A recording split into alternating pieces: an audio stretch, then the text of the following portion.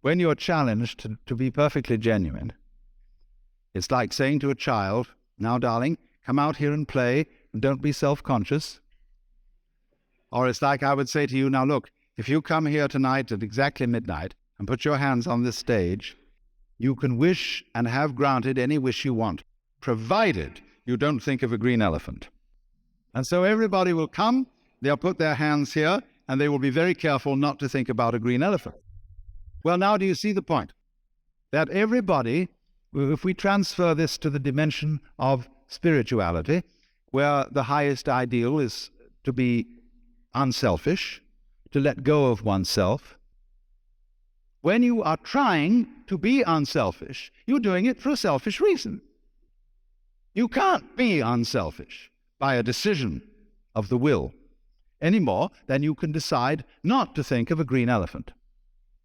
There is a story about Confucius, who one day met Lao Tzu, who was a great Chinese philosopher. And Lao Tzu said, "Sir, what is your system?" And Confucius said, it is charity and love of one's neighbor and elimination of self-interest. Lao Tzu said, "Stuff and nonsense. Your elimination of self is a positive manifestation of self. Look at the universe. The stars keep their order. The trees and plants grow upwards without exception. The waters flow. Be like this. All your nonsense about elimination of self is like beating a drum in search of a fugitive." So in this way, these are all examples of the trickery the master is playing on you. You came to him with the idea in your mind that you are a separate, independent, isolated individual. And what he is simply saying to you is, show me this individual. I had a friend who was studying Zen in Japan, and he got pretty desperate to produce the answer of who he really is. And on his way to an interview with the master to give an answer to the problem, he noticed a very common sight in Japan, a big bullfrog sitting around in the garden. And he swooped this bullfrog up in his hand and dropped it in the sleeve of his kimono. And then he went into the master, and to give the answer of who he was, he suddenly produced the bullfrog. And the master said, too intellectual. In other words, this answer is too contrived. It's too much like Zen. You've been reading too many books. It's not the genuine thing. So after a while, you see, what happens is this. When the student finds that there is absolutely no way of being his true self, not only is there no way of doing it, there is also no way of doing it by not doing it. You can't do it by doing something. You can't do it by not doing something. Let me, to make this clearer, put it into Christian terms. Thou shalt love the Lord thy God. Now, what are you going to do about that? If you try very hard to love God and you ask yourself, why am I doing this? You find out you're doing it because you want to be on the side of the big battalions. You want to be right. After all, the Lord is the master of the universe, isn't he? If you don't love him, you're going to be in a pretty sad state. So you realize I'm loving him just because I'm afraid of what will happen to me if I don't. And then you think that's pretty lousy love, isn't it? And you think, that's a bad motivation. I wish I could change that. I wish I could love the Lord out of a genuine heart. But why do you want to change? I realize that the reason I want to have a different kind of motive is that I've got the same motive. So I say, oh, heaven's sakes, God, I'm a mess. And will you help me out? And then he reminds you, why are you doing that? Now you're just giving up, aren't you? You're asking someone else to take over your problem. So you suddenly find, you see, you're stuck. So in this way, what is called the Zen problem, or koan, is likened to a person who swallowed a ball of red-hot iron. He can't gulp it down and he can't spit it out. Or it's like a mosquito biting an iron bull.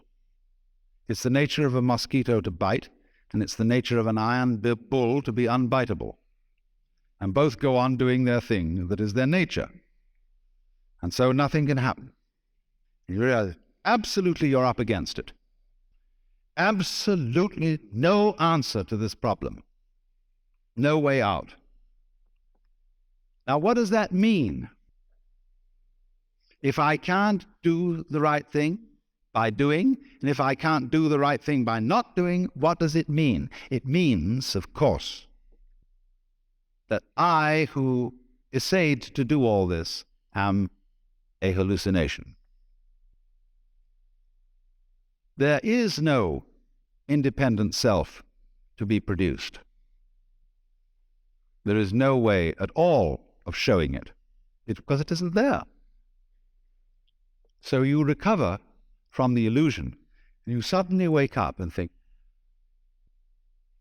what a relief. And they call that satori. That's awakening, the first step in awakening. Let me try and translate this. When this kind of experience happens, you discover that what you are is no longer this sort of isolated center of action and experience locked up in your skin. That by being, the teacher has asked you to produce that thing, to show it to him genuine and naked, and you couldn't find it. So it isn't there.